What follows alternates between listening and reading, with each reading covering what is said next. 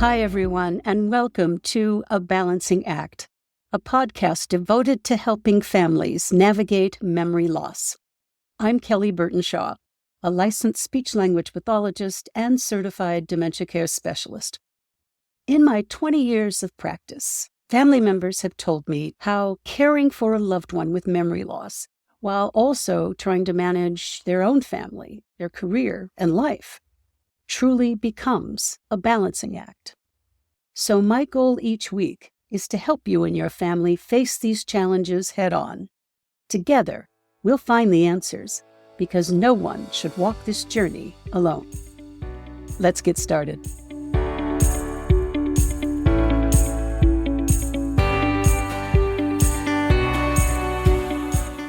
Thanksgiving is upon us, and I have so many things to be thankful for. My family and friends, my career, and doing this podcast. Oh, not to mention my dog. And Thanksgiving is a wonderful way to get everyone together to share a meal that takes 3 days to prepare, 20 minutes to eat, and 8 hours to clean up. Then one more day just to recover. But I love it. And I'm sure so many of you love it too. But holiday family get-togethers can become challenging when a loved one is affected by memory loss and dementia. While all the other family members are able to understand and participate in what's happening, your loved one may not. So today, let's talk about adjusting expectations a little. I'll share some ways to ease the situation for everyone and to prioritize what is truly important about this beautiful season.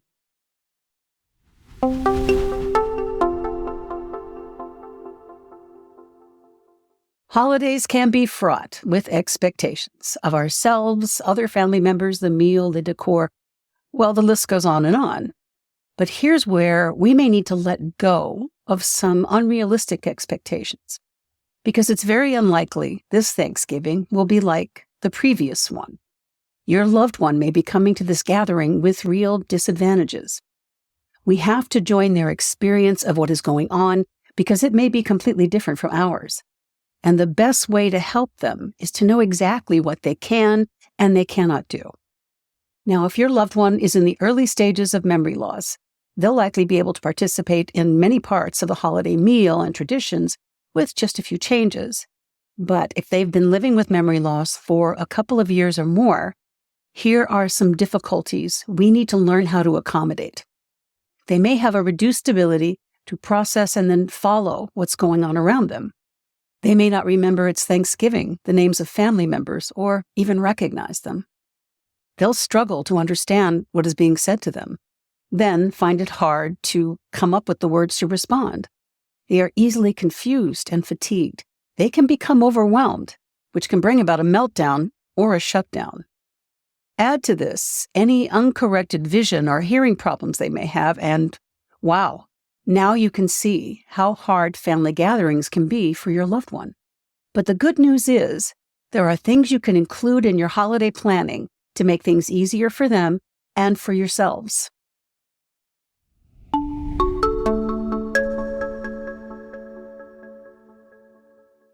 So, how do we plan to help your loved one participate in the festivities at their level of ability? This is where I bring in the tips and tools of my trade. Now, if you feel like you should go get a pen and paper to write these things down, don't worry. I've included some excellent resources regarding all of this in today's show notes. First, consider the time of the meal. Late afternoon and early evening are not always the best times of day for a person affected by dementia. If you can't change the time of the meal, try to get your loved one as rested as possible before the guests arrive. Next, how can you coax your loved one into wearing their hearing aids and glasses throughout the festivities? These will be critical to any successful gathering. And to reduce their confusion and agitation, let's help them be involved with what's going on. Let them feel needed. Give your loved one something they can do to feel like a part of the day. Anything from setting the table to folding napkins to playing checkers with the grandkids. One family I work with creates a holiday photo album each Thanksgiving. Then family members take turns sitting with the loved one in a quiet part of the house to go through it together. Reminiscing is a great way for your loved one and family members to connect with each other. And finally, Consider having an area for a little downtime for your loved one during or after the festivities. Even brief naps can make a big difference.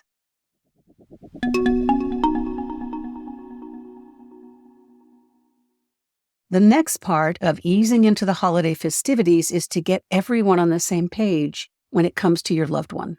Share with family members and guests what you know about where your loved one is and how much they can handle. A good place to start with this conversation are successful ways to communicate with your loved one. Things such as reducing background noise when you talk with your loved one. Help your loved one see and hear you better by approaching them from the front. Say their name with a gentle touch on their arm or taking their hand. And if they don't remember your name, that's okay. Just give it to them. Hi, Grandma, it's me, Kelly. Next, lessen the demand on their ability to participate in the conversation. Try to use fewer words, shorter sentences, and stick to yes-no questions. Questions like, how are you, or what have you been up to? Have too many possible answers for your loved one to sort through and then probably find the words for. And please, avoid shouting at them or talking to them as if they were a child. Finally, expecting your loved one to follow conversations with a lot of crosstalk involving a lot of people at a table is unrealistic. So, if you can, simplify what is said, try one speaker at a time. I know it's impossible at my house, but please, give it a try. A good way to remember all of this is just to simplify things, quiet things down, and slow things down.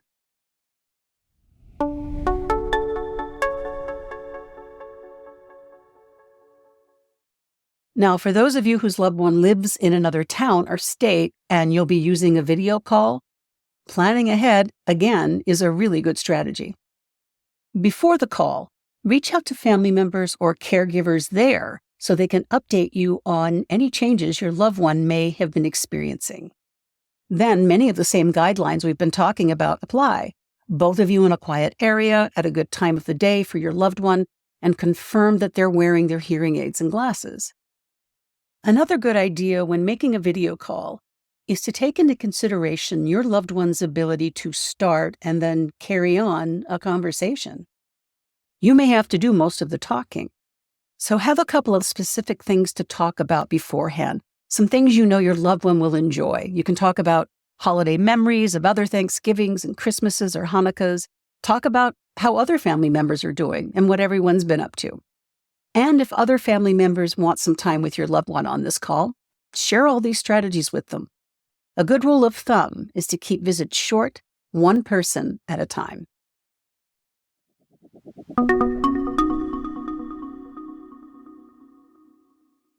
My goal each week is to give you something that you can do right now to help make your holidays a little easier. Think about why the upcoming holidays are important to you. What about them is most meaningful? For instance, if you could only do one thing this Thanksgiving, what would it be? And with all the things you're planning to do this holiday season, who is it really for? Just like me, as you answer these questions, my guess is you can cross a lot of items off that large to-do list. If others ask if they can bring anything or help, say yes, delegate. And if you've spent the last 3 days cooking and cleaning for this 20-minute meal, let someone else do the dishes.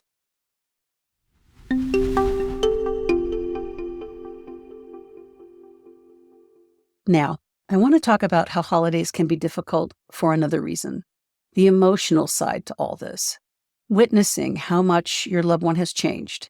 It can be so hard to watch your loved one struggle when they were always at the center of everything during the holidays. There may be a real sense of grief over losing what was before. You may be angry that the holidays will never be the same again. And you may be feeling the weight, the burden of all this is adding to your already full plate. Whatever you're feeling, honor that. Take time with it. Meditate, go for a walk, put on the headphones and soak in the tub, and reach out to others for help. And finally, I ask you to carry this with you throughout the holidays and into next year. No one is perfect at this. No one. You're doing the best you can. You're doing it from a place of love, and that is enough. We wish you and yours a wonderful holiday season. I'm Kelly Burtonshaw, and it was my pleasure spending time with you today. Keep in touch. Hi, I'm Peggy Wright, editor and producer of this podcast. Join Kelly each week as she talks about the issues facing families navigating a loved one's memory loss. If you like this episode, let us know by following A Balancing Act wherever you get your podcasts. Please take a moment to rate and review.